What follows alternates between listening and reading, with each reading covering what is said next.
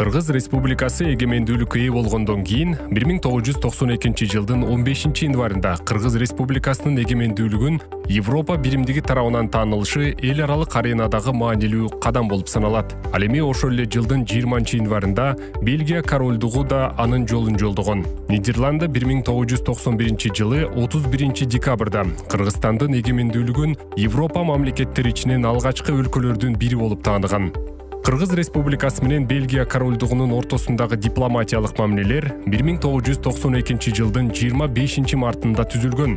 Ушул эле жылдын 10 июнунда Кыргыз Республикасы менен Нидерланды королдугунун ортосунда дипломатиялык мамилелер башталган. Кийинки жылдары Кыргызстандын Европа өлкөлөрү менен дипломатиялык байланыштарынын активдүү өнүгүшү да мүнөздөлдү.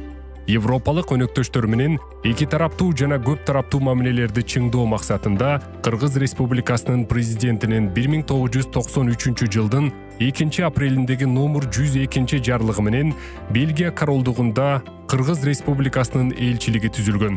Бул өз ара түшүнүшүүнү жана кызматташтыкты бекемдөөдө маанилүү кадам болуп калды.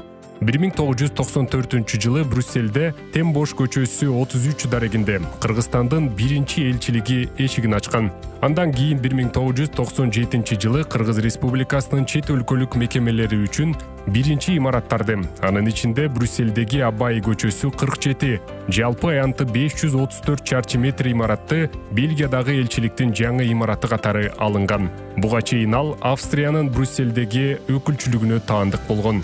1994-2022 жылдары бир катар көрүнүктүү инсандар Кыргыз Республикасынын Бельгиядагы чет өлкөдөгү мекемесинин башчысы кызматын ээлешкен. Бул мезгилде Бенилюкс жана Франция өлкөлөрүндөгү элчилер, ошондой эле Европа биримдигинин, НАТОнун жана ЮНЕСКОнун алдындагы туруктуу өкүлдөрү Чыңгыз Айтматов, Жыргалбек Азылов, Асейин Исаев жана Мухтар Жумалиев болушкан. 2022 жылдын декабрынан тартып, азыркы учурга чейин Кыргыз Республикасынын Бенилюкс өлкөлөрүндөгү атайын жана ыйгарым укуктуу элчиси, ошондой эле Европа биримдигине жана НАТОго караштуу туруктуу өкүлү кызматын Айдит эркин ээлеп, Кыргызстан менен европалык өнөктөштөрдүн ортосундагы жогорку деңгээлдеги дипломатиялык мамилелердин салтын улантууда. Эки тараптын саясий байланыштары 1994 жылдын май айында Кыргыз Республикасынын президенти Аскар Акаевдин Брюсселдеги орун алган иш сапарынын алкагында түзүлүп, анын алкагында Бельгиянын королу Альберт II, премьер-министри жана Брюссель шаарынын мэри менен эки тараптуу жолугушуулар уюштурулган.